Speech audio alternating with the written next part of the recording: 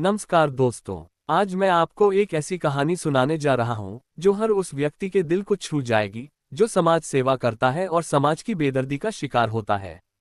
ये कहानी है कृष्णपुर के रामलाल की, जिसने अपना पूरा जीवन समाज की भलाई में लगा दिया, पर जब खुद उसे मदद की जरूरत पड़ी तो समाज ने उसे अकेला छोड़ दिया।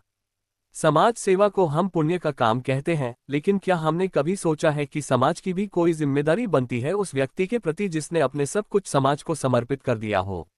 इस कहानी को सुनिए, समझिए और महसूस कीजिए उस दर्द को जिसे अक्सर छुपा दिया जाता है, क्योंकि यह सिर्फ एक कहानी नहीं बल्कि हर उस समाजसेवक की कहानी है जिसे समाज भूल गया। तो चलिए जानते हैं रामलाल की अनकही व्यथा। कृष्णपुर का रामलाल, एक समाजसेवक की अनकही कहानी। कृष्णपुर का गांव था जहां हर चेहरे पर सादगी और मेहनत की छाप थी।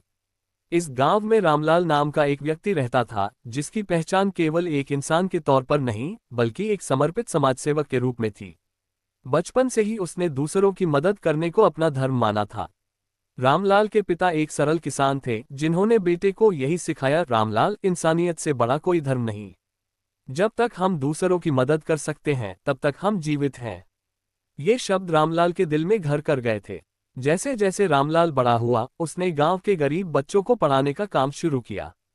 वह अपने खाने पीने की कमी को अनदेखा करता और बच्चों को पढ़ाने के लिए किताबें खरीदता।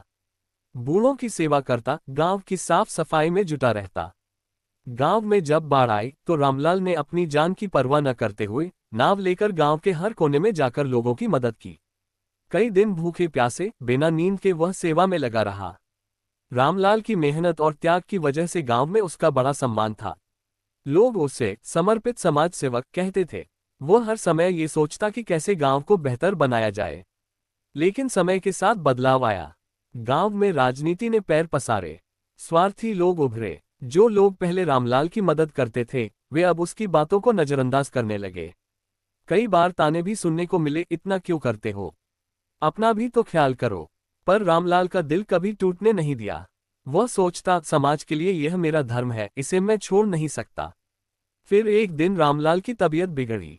वह बीमार पड़ा और अस्पताल में भर्ती हुआ।